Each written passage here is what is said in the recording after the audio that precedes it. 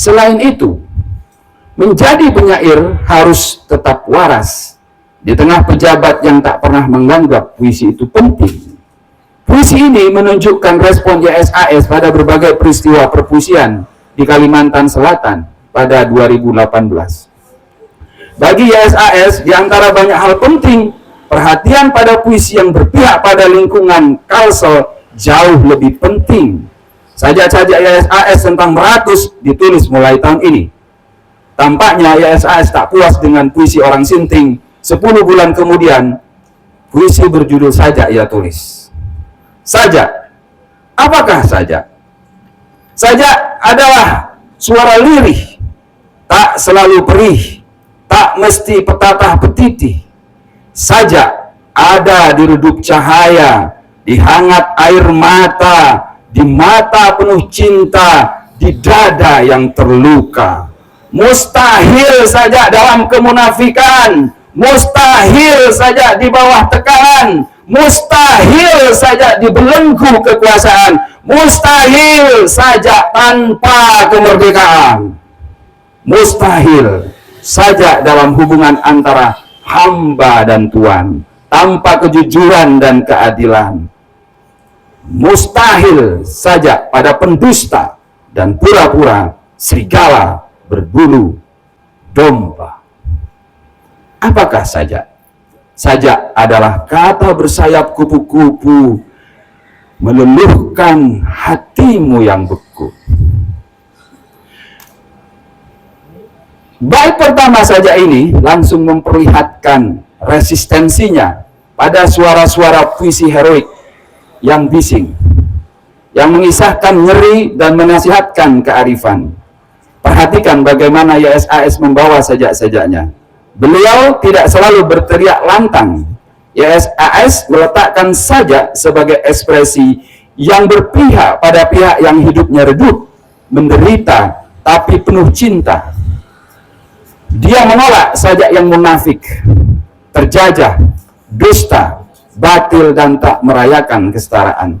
Baginya, sajak adalah kesabaran untuk memperjuangkan nilai yang dianggapnya penting.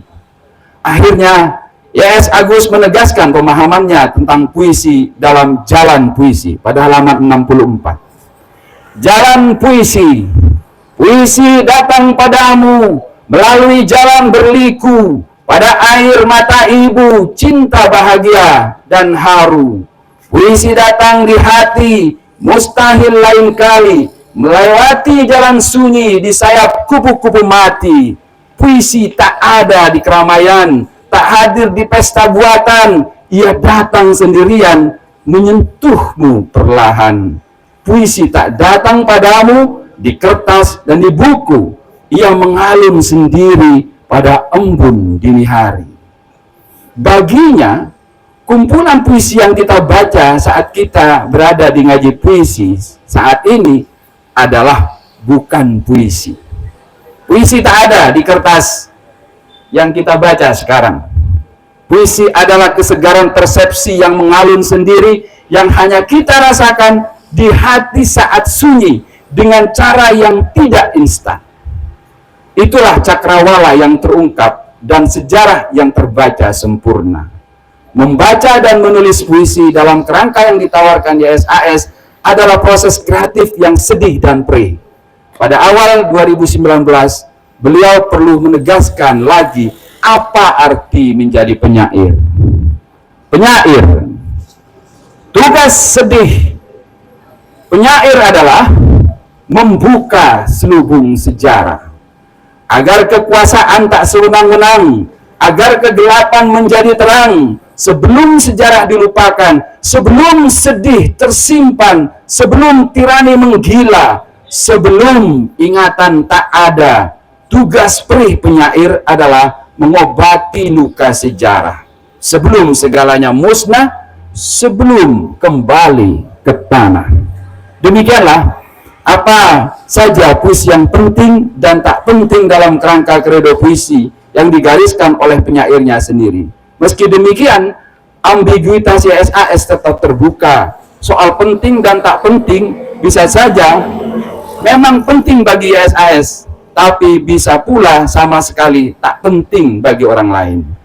Luka sejarah YSI sendiri adalah ketika sajak-sajaknya belum bisa dibukukan. Ketika semua puisinya rampung, luka itu sembuh dan beliau memenuhi janjinya sebagai penyair. Tidak setiap orang punya janji puitis seperti itu. Al-Fatihah. Alhamdulillah. Terima kasih.